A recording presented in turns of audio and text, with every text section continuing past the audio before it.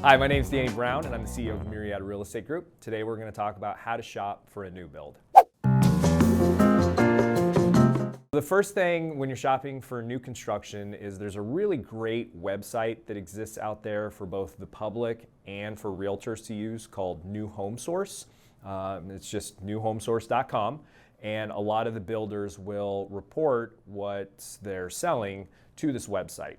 Now, just like in the resale market, new construction is moving very quickly. So just because it's advertised on their website doesn't mean they actually have anything in inventory, but it is a good place to start, and you can search by area and location.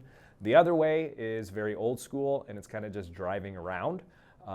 New construction or new builds, they're very good at advertising with signage. And so you very much can pick an area that you want to be in. They tend to cluster around each other in these master plan communities, so several builders, kind of like shopping for a new car, how all the car dealerships are kind of all next to each other. New construction is the same way. You get this giant master plan community, and you've typically got 2, 3, 4, half a dozen builders all within the same community. So you can either go online and look at newhomesource.com or just kind of aimlessly drive around following the signs. They've always got a flagpole with an American flag, and that's usually marks where all of the models are. They don't always advertise in the MLS, at least not right now, because the demand for the housing is so high that they don't need to advertise in the MLS.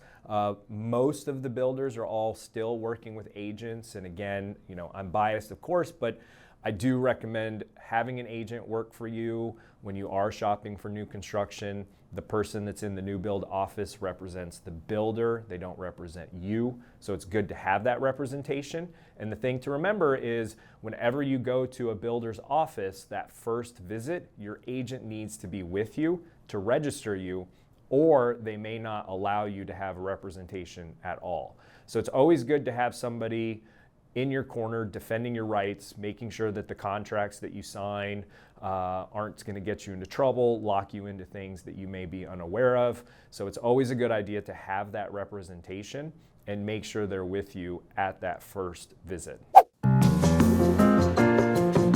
Builders are selling homes in one of three ways. They're either doing a wait list, a lottery, or highest and best. So the way these builders are operating is they've got lots that they sell, and there's only so many lots within a subdivision, and they will release a few lots at a time.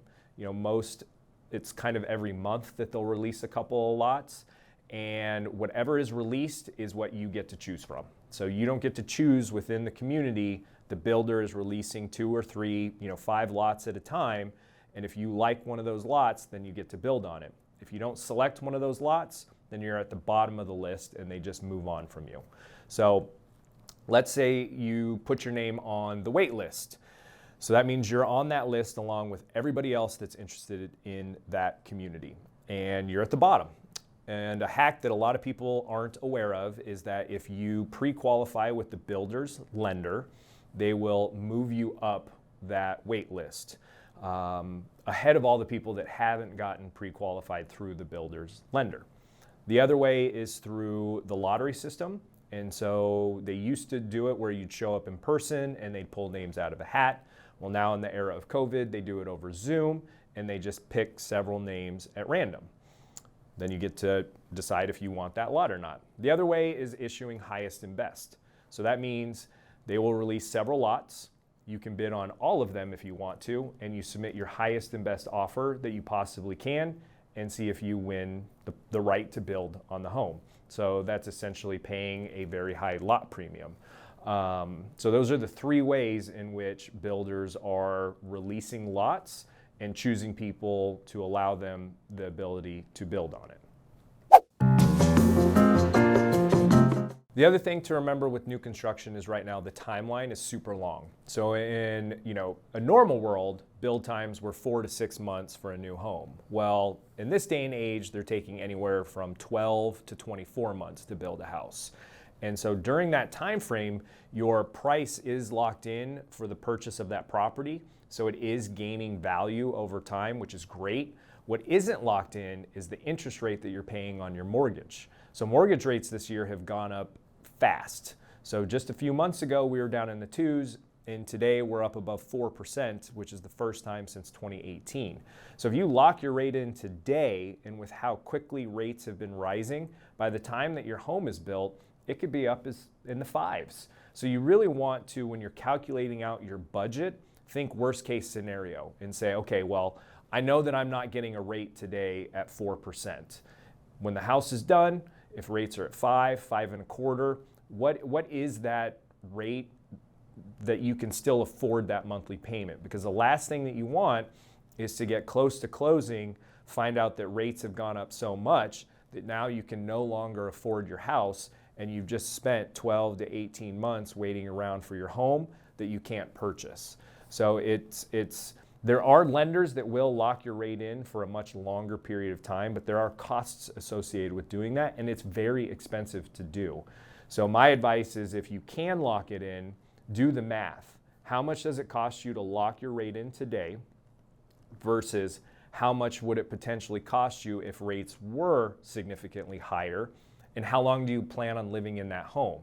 If you only plan on living in the home for 2-3 years and the cost of that rate lock is higher than what the difference in payment will be over the next 2 to 3 years, then it may not be worth it to you to pay that high fee. But if you plan on being in there for 10 or 15 years or more, then it absolutely could be worth it to lock that rate in for as long as you can. But not every lender will allow you to do an extended rate lock. So you've got to ask that question as well. This is how to shop for a new build. Thank you so much for tuning in. If you have any questions, leave them in the comments, and we will see you next time.